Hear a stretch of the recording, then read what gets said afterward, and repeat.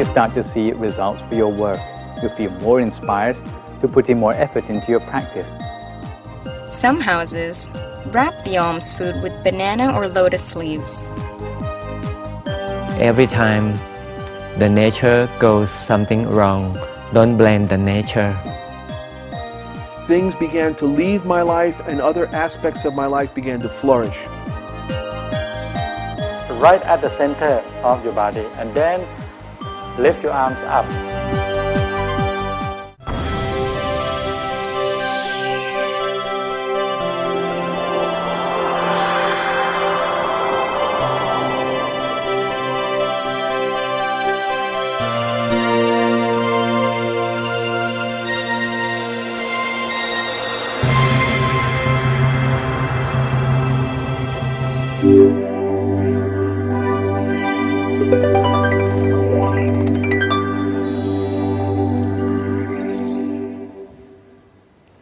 Sawadee.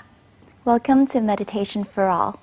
Last week on our mini-series on self-development through meditation, we've learned some of the skillful ways in which we could make decisions to avoid regrets that might upset our abilities to meditate well.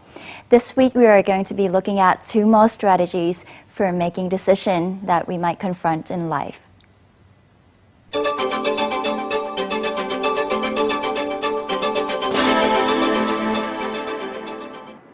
Welcome back to our mini-series on meditation and self-development.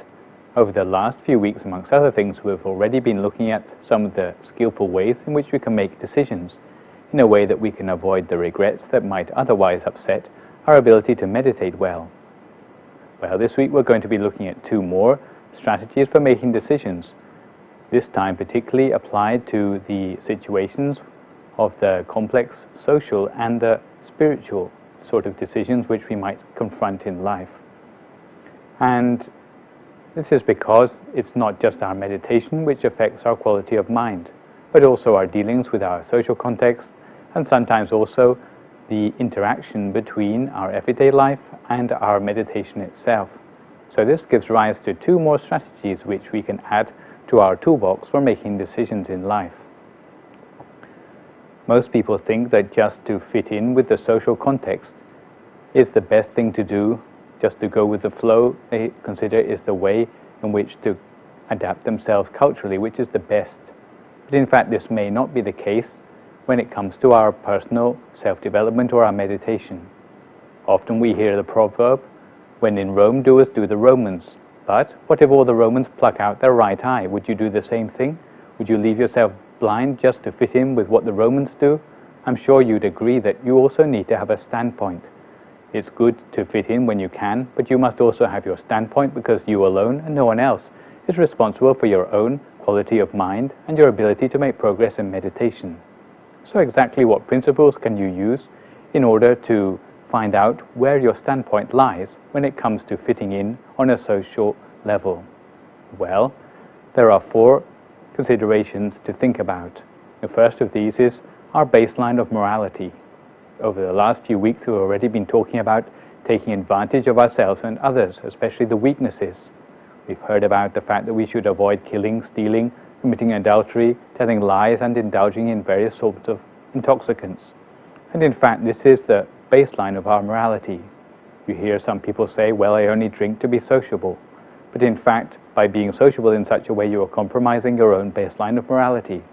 Therefore, if fitting in with the social context means that you're going to compromise your baseline of morality, then what you're doing is you're also compromising your ability to make progress in your meditation. So this is the first thing you have to consider in the social context. However, it's not only our baseline of morality which counts for everything. Sometimes in society we ought to be more generous than the situation demands of us. To give an example to make this clearer to us, we need to also cultivate virtues in our lives. Supposing you are standing at the side of a canal and you see someone drowning. If you happen to be a swimmer yourself, then if you just stand by and let the person drown, although you didn't compromise any of your baseline of morality, but people would say that you are rather a thoughtless person or a selfish person, not to lend a helping hand. So this would illustrate that apart from just maintaining our own morality, sometimes we have to do a little bit more for our fellow man.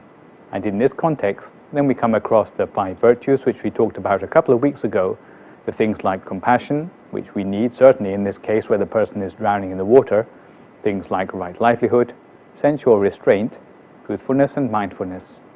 These are the virtues which again we should not compromise if we are trying to fit in on the social level.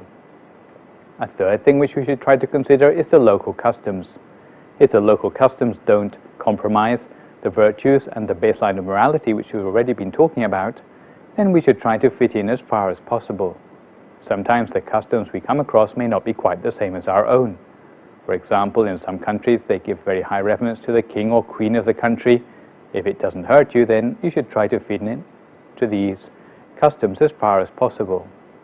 There's an example which some Westerners meet in Thailand, for example, where sometimes in a village it's not that every person in the house has their own cup to drink from. What they normally do is they all share the same cup in the same family.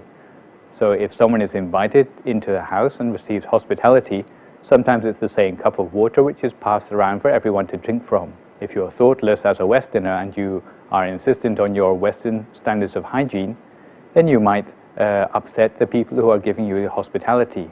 But if you're more thoughtful and you try to fit in with the local customs because they're not compromising your level of morality or your virtues after all, is that you should share the water which has been so kindly offered to you, and in that way you can fit in with the culture and you can get along better with the people in this new country where you're visiting.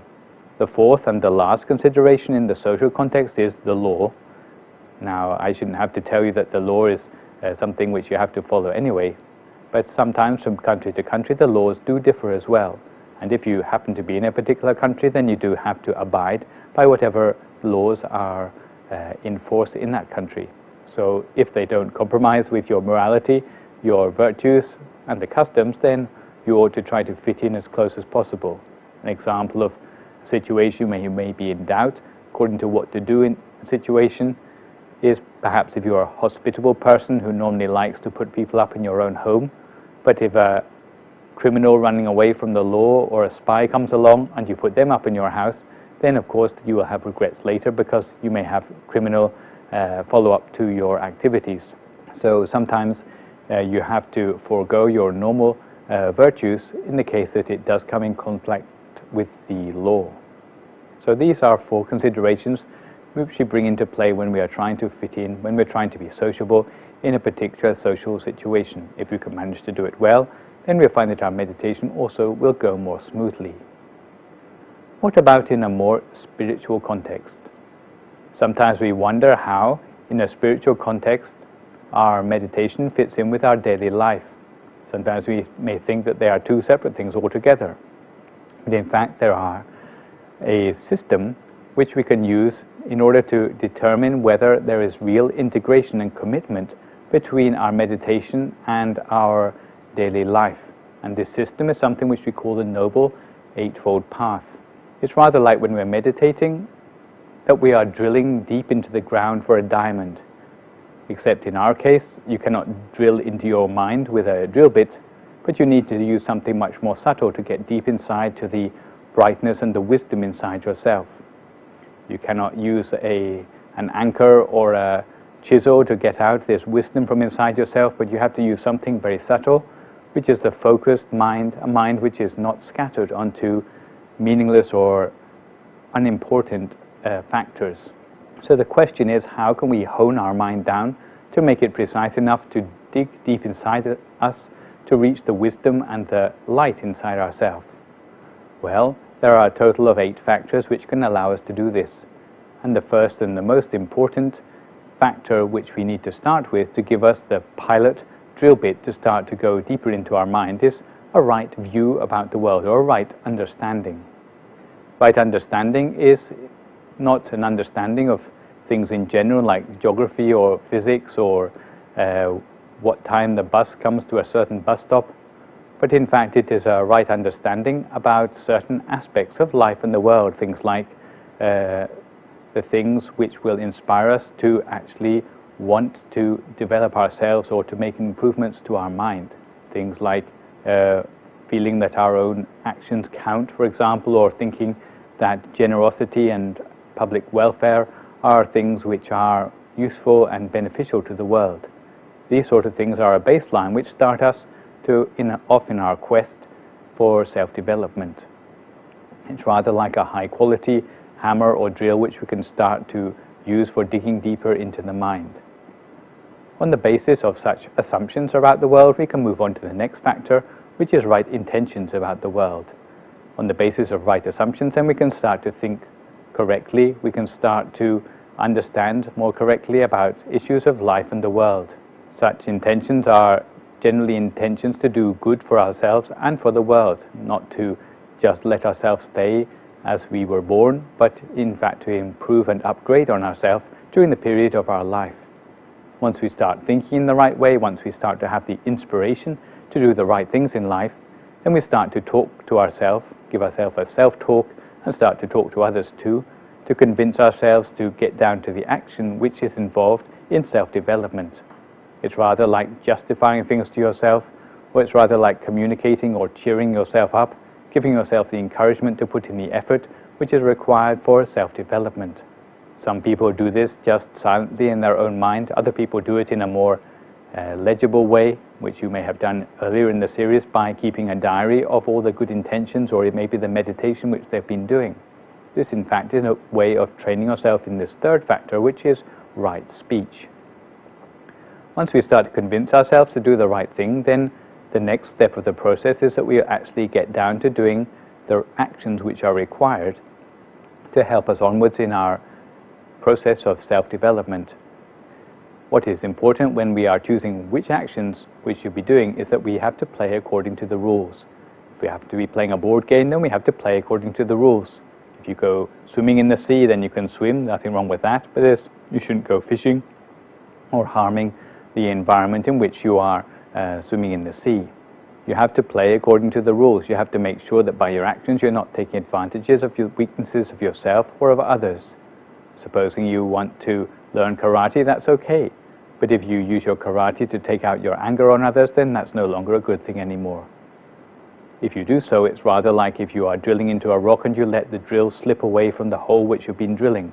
This can be very dangerous for yourself, and it also will destroy your quest to dig deeper for the diamond inside. Actions are things which we do on a one-off basis. We do them now and then. But one of the actions which we tend to do the most habitually and which tend to have the biggest influence on the way we look at the world, the way we understand the world, are the actions which we do every day. And this is why right action on a one-off basis leads on to the sort of actions which we do on an everyday basis, especially the sort of actions we do to earn our livelihood. And this is the fifth factor, which we call right livelihood. There are certain sorts of livelihood which tend to give us a very distorted and very negative view of other people around us in the world. Things like selling weapons to others, where we are glad when we see other people in conflict. If we are involved in things like the human slave trade or prostitution, where we tend to see our fellow human beings as nothing more than a profit. Where we are selling animals to the slaughterhouse, where we know that those animals will be going there with no chance of return. If we are selling alcohol and we are happy when we see someone who's drunk instead of feeling sorry that our society has come to such degradation. Or if we're selling poison or insecticides, pesticides, which we know are going to contribute to the deaths of innocent animals.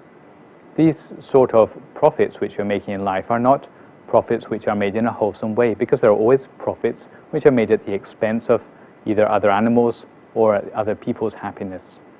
So if we are choosing how we earn our livelihood, we ought to give consideration to the sort of livelihood which will help to keep us on target, even in our own meditation practice.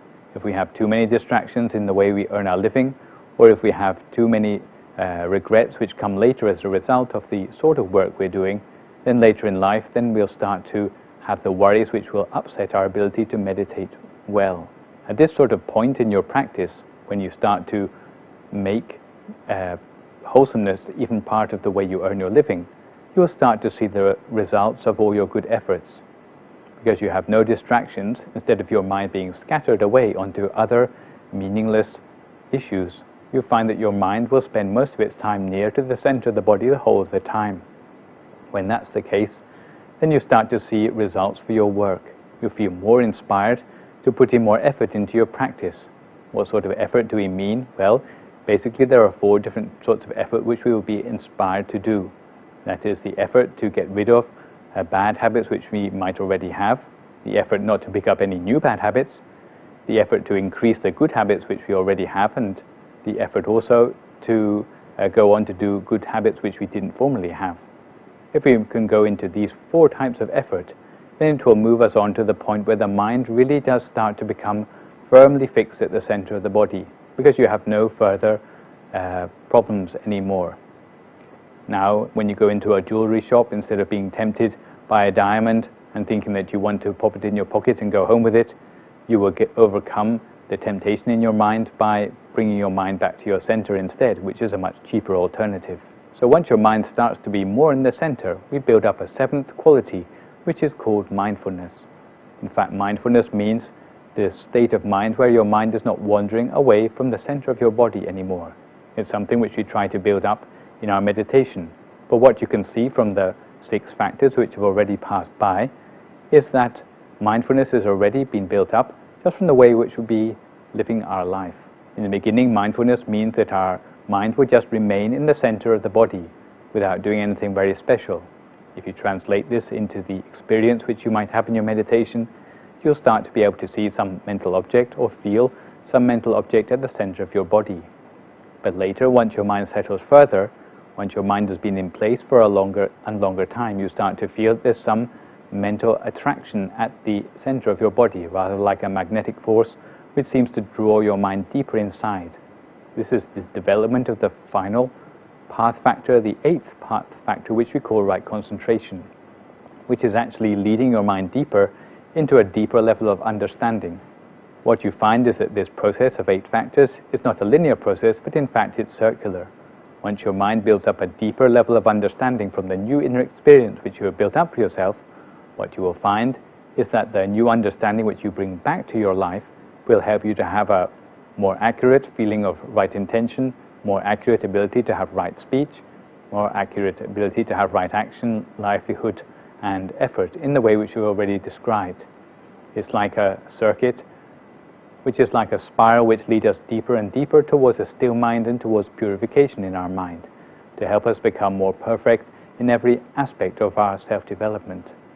So if we are missing out one or more of the path factors, we'll find that this circuit is not completed, that we cannot make progress in our spiritual practice, in our self-development. So you ought to examine yourself to see if you are missing out on one or more of these path factors. If you find that your meditation isn't progressing in spite of the fact that you have put in a lot of effort in your meditation, then perhaps you're missing out on one of the other 7 factors which we've talked about here.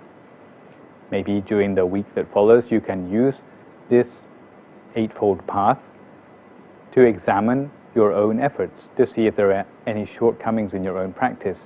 If there are shortcomings, then try to fill in those gaps as well as you can.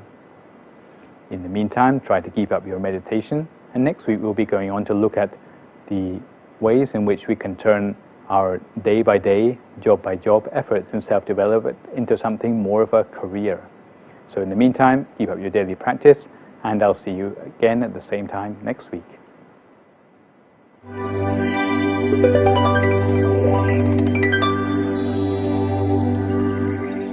This week on Buddhist Culture, you will see a continuation of the story on Bucha Khao Phra, which is a common practice in a typical Thai household.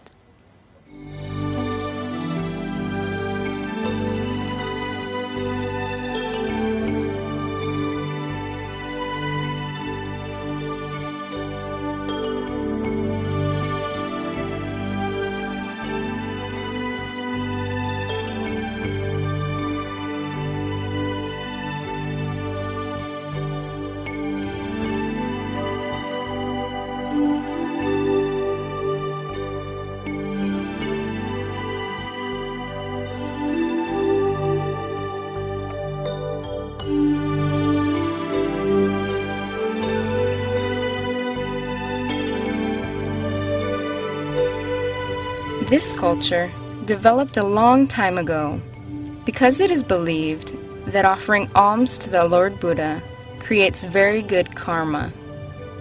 Many households do this every day, Some households do both, giving alms to the Lord Buddha first and then to monks. By doing this at sunrise, Buddhists aim at making today better than yesterday.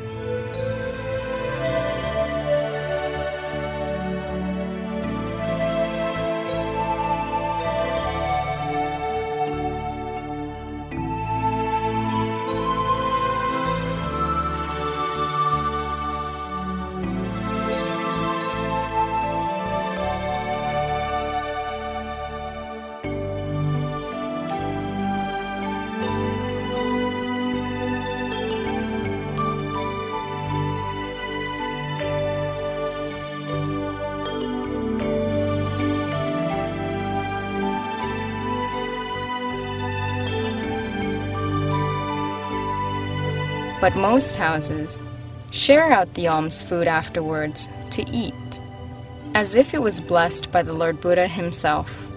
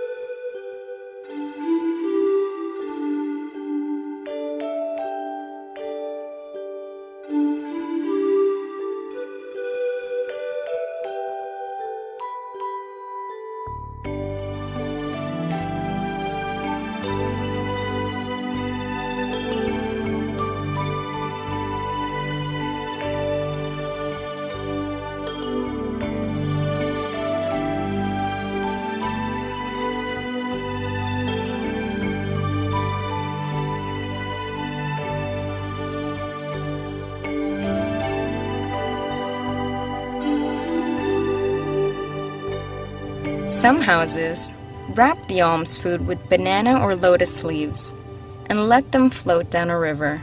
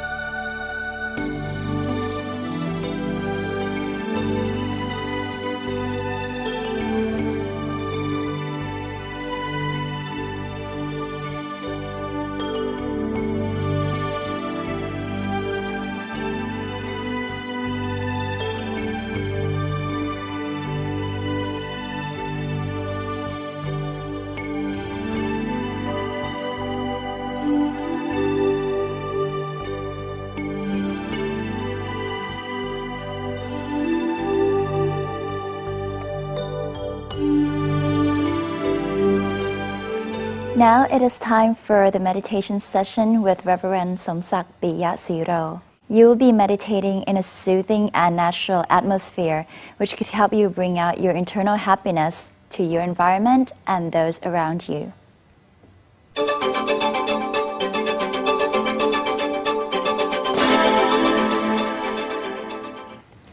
สวัสดี It is very nice to meet all of you again. How are you today?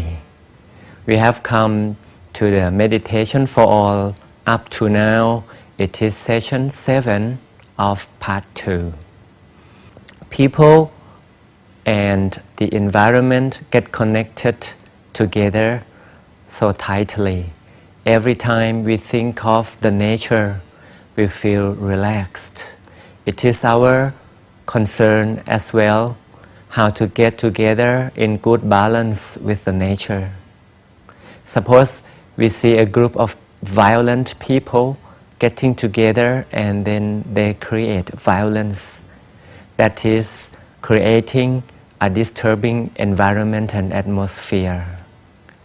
On the other hand, if we meditators get together, sit peaceful and relaxed, and then we go to the center point, the turning point the point of meditation together, then the environment, the nature will get back into good balance.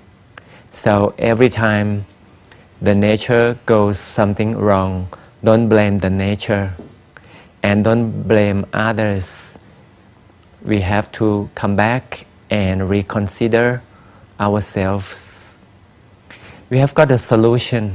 You can guess.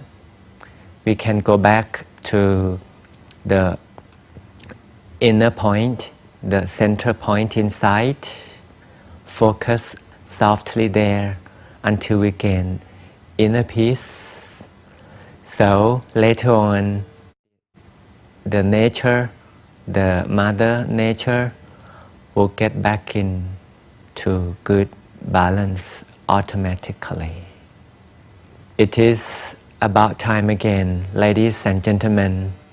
We will start meditation in a few seconds. Sit back straight. Straighten up your spine so that the back wouldn't get pain later. Find a comfortable corner as before. Then gently close the eyes. We don't squeeze the eyelids. We just allow the eyelids close softly.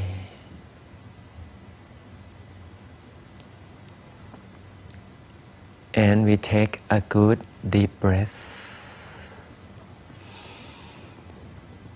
bringing freshness into our body.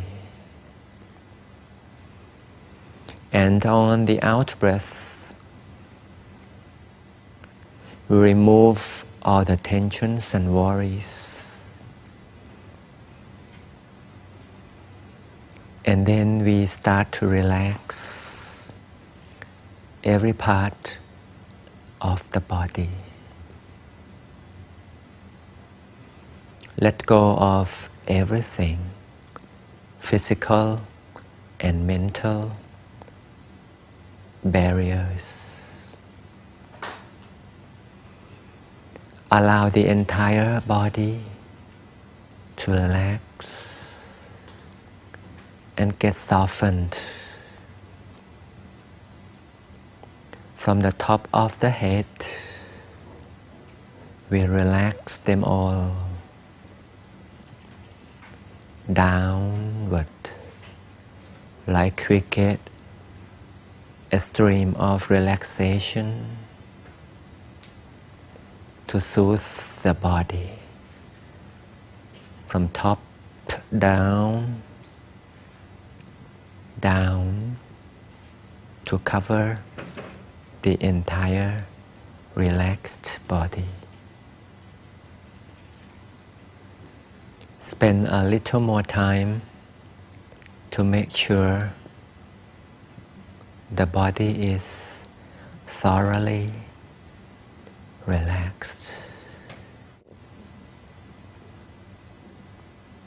Then we confirm the turning point by taking another good deep breath again. At the far end of the in-breath, we have confirmed the existence of the turning point. This is the point of peacefulness. Every time the mind confirms the existence of the turning point over here, we gain peace inside. Enjoy the beginning of the first touch at this station of peace. We just allow the wandering mind to come and end their move, the move of the mind, to end the move. right over here. Then the mind is learning to stay still and motionless.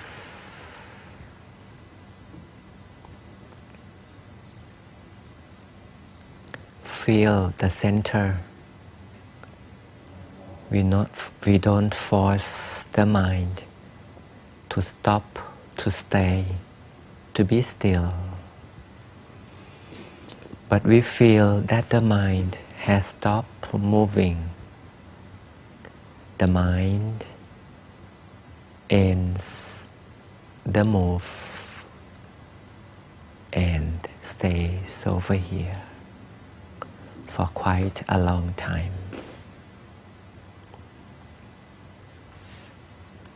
Allow this tranquil moment to go on and on for a little while. Remember the shape of the mind we have learned together previously. The mind has a round shape. It is bright and clean and clear, and especially a sphere form. Then we invite the image of the crystal ball to pop up right in the center of the body. The crystal ball is floating upon the station of peace in the middle of our stomach. Observe the appearance of the crystal ball using no force. With a gentle manner, the crystal ball is floating peacefully, independently over the turning point. The crystal ball is so thin. The skin is so thin, like bubble. So the crystal ball has turned to be a bubble. A bubble, bright and clear in the nature, floating motionlessly over here.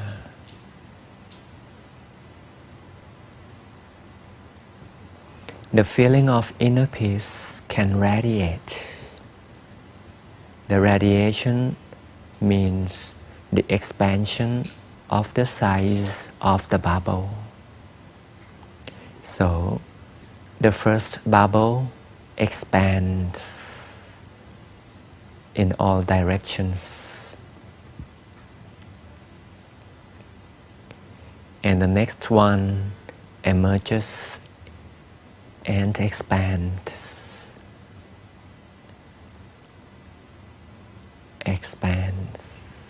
in all directions as well, in the same manner. So we enjoy having another bubble expand, another one following another. So we have expanding bubbles. This is how we radiate the inner peace to the outer world. Enjoy the manner of expanding bubbles for a little while. By this, we are gaining more and more tranquility that is so serene and beautiful in the inner feeling. We are gaining more peace by having the bubbles expanding. Then we imagine sitting in the nature like we are sitting on the water throne.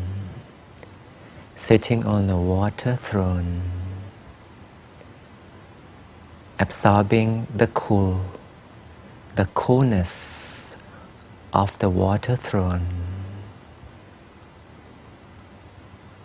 So we feel cool all around.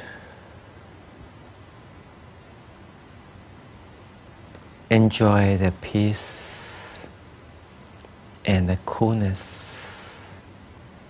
of the water that wrap up our body.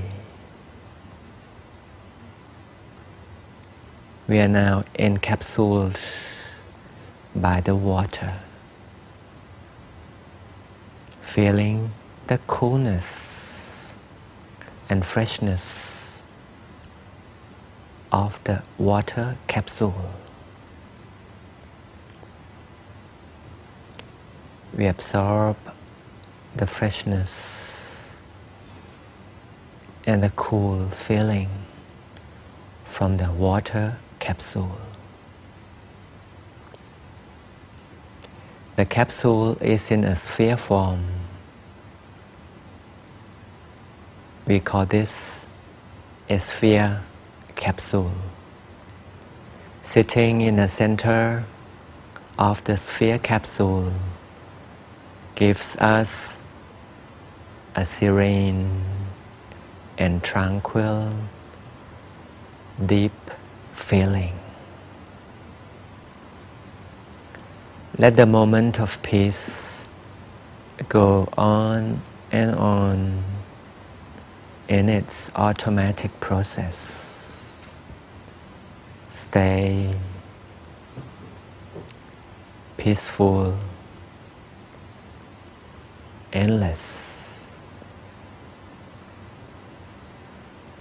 Remember, peace of an individual and the state of the nature, the atmosphere, whether it would be good or not good, they get connect together.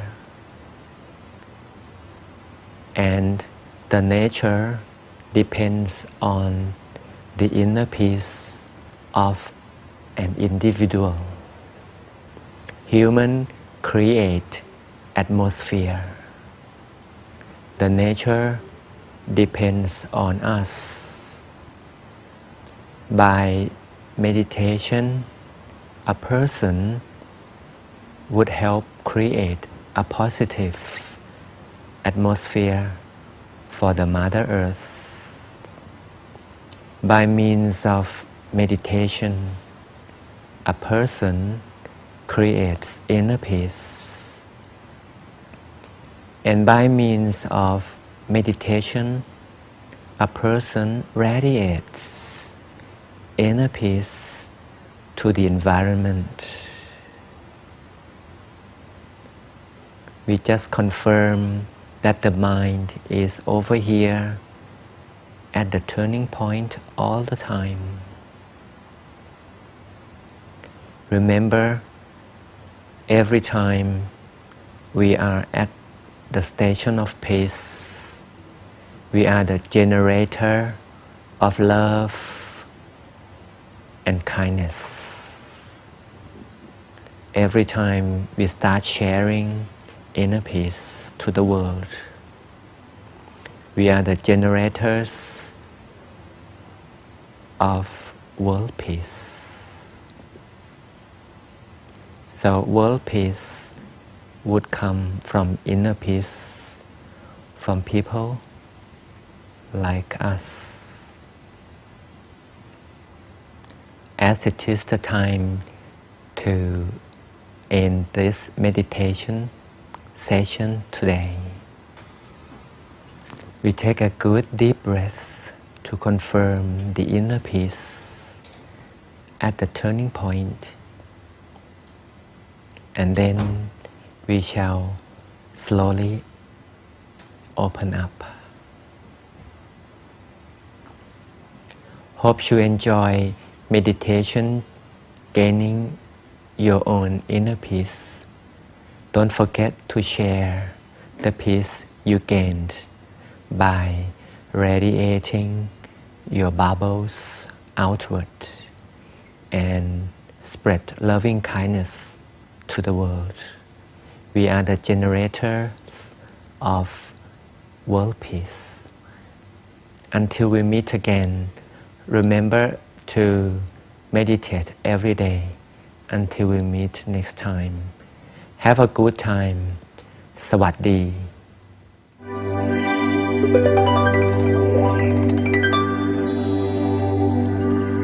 Mr. Richard S. Pacito, a licensed ordained Christian minister, is here again in our studio to share with us that life is an adventure, and the adventure begins within each and every one of us. Let's meet him.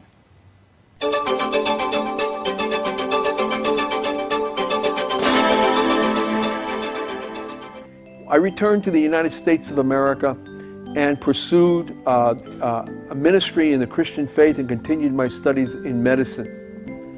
For almost 3 decades, I practiced Christianity as a licensed ordained Christian minister, but always harboring in my heart the truth of Buddhist Dhamma. And so for 30 years I practiced the faith, the Christian faith, became a teacher, a well-known televangelist, and a radio speaker, touring around the United States and the Caribbean in particular, teaching the Christian doctrine. And I decided at one point to return to Thailand. It was always a goal in my heart to return here. Upon returning to Thailand, my first expression, the first thing I wanted to do when I landed on the soil was to come to a temple. My fiancée then took me to the Dhammakaya Foundation and Temple. When I came to this wonderful, very special place, once again I had that deep sense of belonging, that deep sense of coming home. And I couldn't understand then why, I realized that literally I had come home. Through my relationship with the temple and learning more about Dhamma, here I was introduced to the Dhammakaya method of meditation. This altered my life. I began to tap into a part of me that I didn't even know existed. Things began to leave my life and other aspects of my life began to flourish.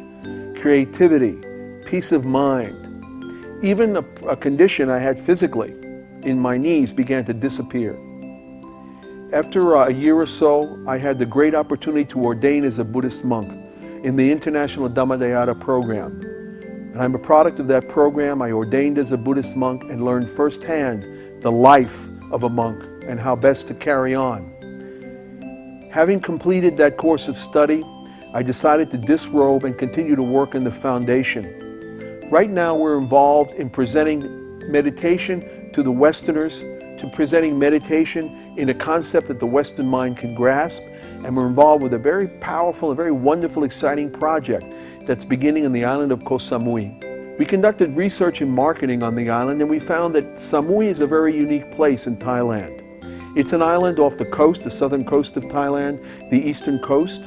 And on this island, very beautiful paradise. Koh Samui is, in English, is Coconut Island. And years and years ago, literally, and still is today for the most part, covered with coconut palms. But it's something very interesting happening in Samui. It's a phenomenon. We conducted marketing research and a research study there, demographically speaking. And in the island of Samui, you have a microcosm of Westerners visiting continually year-round. Germans, British, French, American, even Spaniards go there continually. It's a family-oriented place to be, not only for tourists, but many take up residence on the island of Koh Samui. There would be the platform which we hope to introduce and mount an international meditation training center. We want to present the meditation technique as taught by the Dhammakaya Foundation to Westerners. So we're on the island of Samui now, beginning training for Westerners, and we're having the most remarkable results. People, for the first time in their life, are practicing a very simple, basic technique, as old as Buddhism themselves, with some very remarkable results. So having this opportunity to not only share 30 years of experience as a licensed ordained Christian minister, plus with the background that I have in the Buddhist Dhamma and Buddhist teachings, I find myself in a unique position to help the Western man understand the ancient wisdom of the East and combine it and apply it to their life. So I'm here to share with you that life is an adventure, and the adventure begins within each and every one of us. People look to externals continually for their source of peace. People rely on other people for their source of peace. I've studied psychology, and there's even a syndrome, there's even a condition which they've identified in the Western world called codependence syndrome. It's a psychological state of mind where one person totally depends upon the life of another person in order to exist. They wrap their lives around the life of another person, totally dependent upon that person's mood, whether that person loves them, whether that person is nice to them or treats them bad. They're totally dependent. It's called codependence, and it's a definite problem. And it's also a situation that prevents an individual from realizing who they are, what their reason is for being born in this earth, what their purpose and direction is. Meditation takes the emphasis off circumstances, off situations, off dependency on others that provides the basis for your own contentment. Meditation can take you to the source of peace that resides inside of you. Born alone, unfortunately we're going to die alone. What happens afterwards can be answered as well. So in introducing these concepts to the Westerners, using Koh Samui as our staging, we've encountered remarkable results. First of all, we discovered that there's a genuine hunger for people who have achieved great success in the financial arenas of life, who are extensive property owners, who have healthy families. If 3 or 4 cars are a symbol of success, we've met and spoken to people that have 5, 2 and 3 homes, yet they have to take tranquilizers to sleep, indulge in alcohol, have no peace of mind. Now they're turning to us, now they're turning to the East to find out, what is this source of peace? Is there a source of happiness? And we're here to tell you that meditation is that source, if you just try it. Having worked with Westerners extensively in different areas, here the Dhammakaya Foundation is transcending religion. As the abbot says in his program nightly, this is not about religion. If you choose to be a Buddhist and you choose to follow Buddhist doctrine, all well and fine. But your peace of mind and your happiness is not contingent upon your religious convictions. It's contingent upon your own sense of balance, your own center, the center of your life which is within you. Literally, it's been proven not only by the Dhammakaya Foundation in its philosophy and techniques, but medically, in the physical world, there's a center of gravity connected with everything. Everything is subject to space, time, and gravity. Well, even in your own life, there's a center of your life. There's a center of gravity literally in your body, which can be found. It's literally a place in your body. If you can achieve peace at that center, you will find balance in your life. You will find peace when there's chaos around you. Now, these things that I've been talking about with you came to me through extraordinary circumstances. It's been my experience in life. I've had to go through many extremes. I've had to go through many shocks in my life in order to be awoken from my own illusions, from my own misconceptions. And through meditation, this clarity has been achieved. Clarity in your life, the ability to see things as they truly are, is a concept in Buddhist Dhamma, which is called right vision. And it goes along with the Eightfold Path, which is taught in Buddhist doctrine, but it's even more than that. It's wanting to understand the concept of seeing things as they truly are, in a clear manner, as they truly are, the true nature of a person, the true nature of a situation, the true nature of a condition, in perspective of eternity, in perspective in relationship to your own life.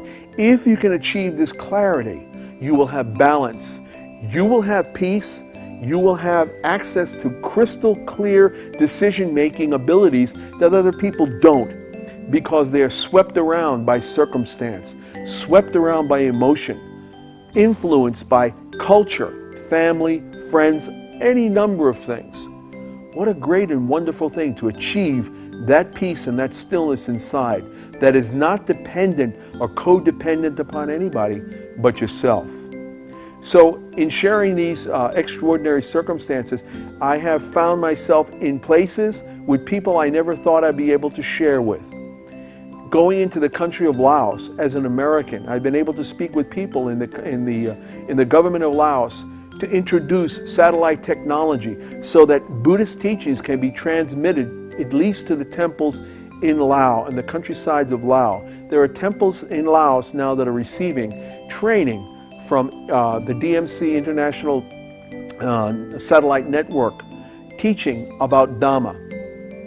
These are extraordinary events. Extraordinary doors of opportunity will open to you once you're able to stabilize and tranquilize your life. Not with a chemical, not with the pursuit of things that are impermanent, things that are here today and gone tomorrow, but a lasting peace, a lasting renewable sense of tranquility, something that's portable. You can do it anywhere, anytime, or any place. Our abbot teaches the only individuals that cannot meditate are those that are dead, those that are lazy and don't want to, and those that are seriously mentally disabled. So if you don't fall into any one of these three categories, you can practice meditation. Assuming that you're watching me now is proof enough that you're not dead.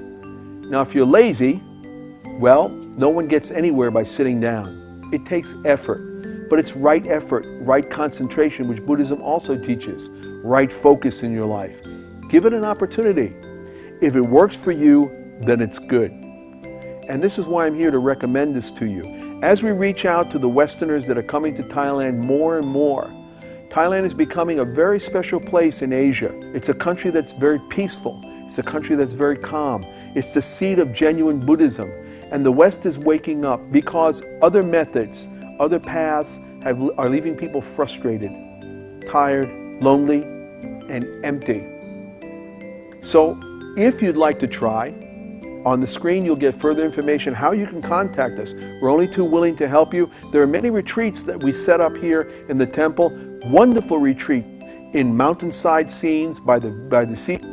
Place to invite you to where you can experience for yourself firsthand what it means to still your mind. The difference it can make is so great in your life. But as the abbot teaches, it's up to you. There is an effort that must be expended on your part. Some people will buy a house, buy a car, buy an airplane, get married with less effort than it takes to take a simple step to try and meditate. So we make all these great decisions in our lives that not only affect ourselves but people around us, our family, children, and friends. Some of us do it at the snap of a finger. And yet to improve ourselves and our personal quality of life, many people hem and haw and hesitate. We just want to invite you to try it. See for yourself if this works. I'm convinced because I tried it for myself. There's no one on the face of the earth that could convince me of something that I didn't prove for myself to be true. I have seen the results, whether it's in 5-year-old children that have had serious personality disorders, very aggressive behavior. I've seen these children iron themselves out. I've seen school grades improve radically. Where they were tense and uncontrollable, now they're peaceful. They can handle conflicts externally because they've learned to handle the conflicts within themselves. And once again, World peace cannot be achieved on a global basis if it doesn't begin with you and with me. It's very simplistic, isn't it? But isn't the truth that way? The truth many times is like the forest. Many people are lost in the forest and they can't see it for the trees. So I encourage you. Yes, the circumstances in my life have been extraordinary that have brought me here today, but I'm here to tell you that meditation is real. It's a real tool that you can use in your life. You need a teacher. You need someone to guide you through it. And as you learn meditation, there are many things that you can use to help you. And a teaching monk is essential. So we encourage you to locate, identify the Dhammakaya Foundation or meditation center that's nearest you. We're located in many places around the world, including the United States. Find this place, go in, experience for yourself. Learn from a monk, learn from a trained, experienced instructor how to meditate. And you'll find out for yourself if you'll just put the effort in, as the Buddhist doctrine teaches. Right effort, right concentration, focus. Give yourself an opportunity to experience what great people down through the ages have sought after, but have had little success in achieving. That is meditation. It's something that holds something very special for you, but it's for you to discover for yourself. Don't believe me because I tell you. Don't believe me because you're hearing my words now. Take them into consideration, find out for yourself. Everything begins and ends with you. Everything begins and ends with you. Thank you very much.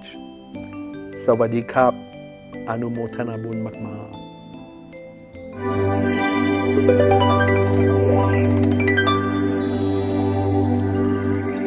I hope you find Mr. Pasito's story interesting and useful. Up next is the Body and Mind Solution exercise with Ms. Vishuddha Sathalanan and Dr. Vishit Kitipong Goson.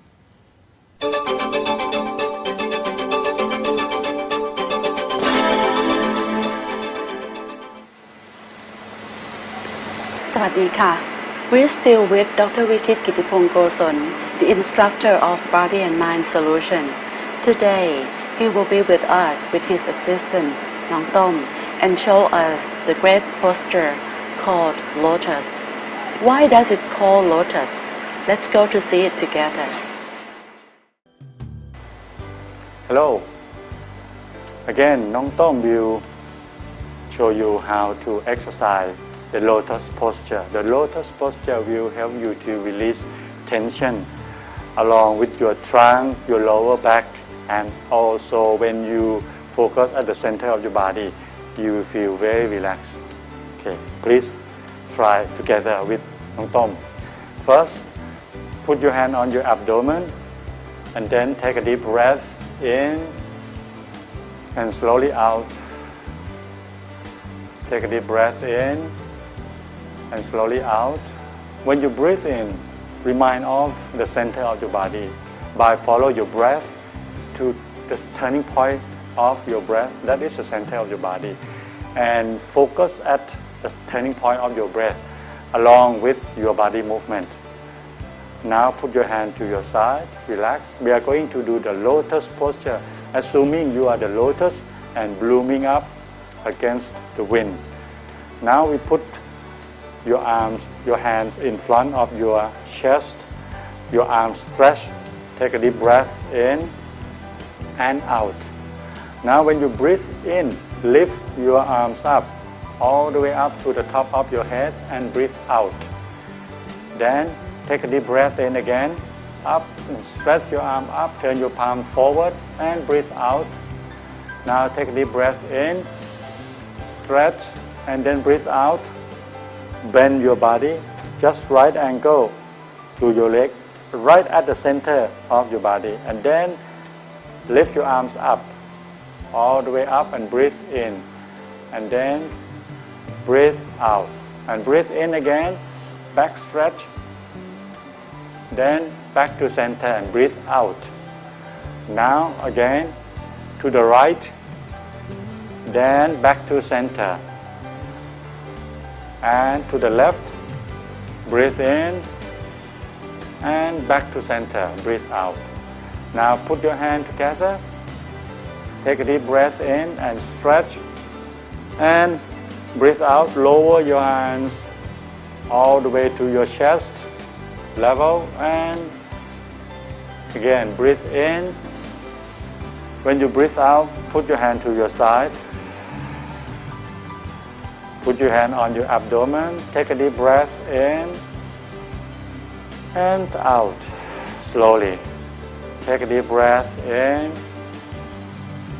Focus at the center of your body and breathe out. And then put your hand to your sides. Close your eyes. Focus at the center of your body and feel the circulation along your trunk, your lower back, and the relaxed mind at the center of your body. Just for a moment. Lotus posture is the imitating workout posture to the most beautiful water flower called lotus.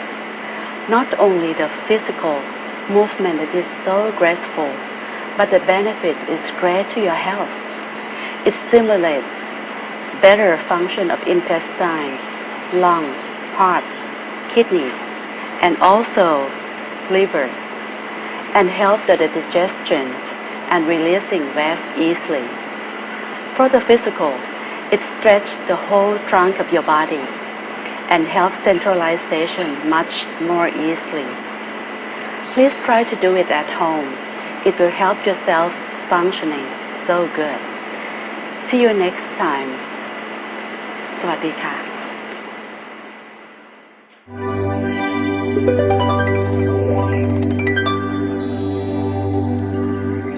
That's it for today. I hope you enjoyed the show. If you have any comments regarding today's show, you can send it to meditationforall@hotmail.com. Please keep up your meditation until we meet again next week. สวัสดีค่ะ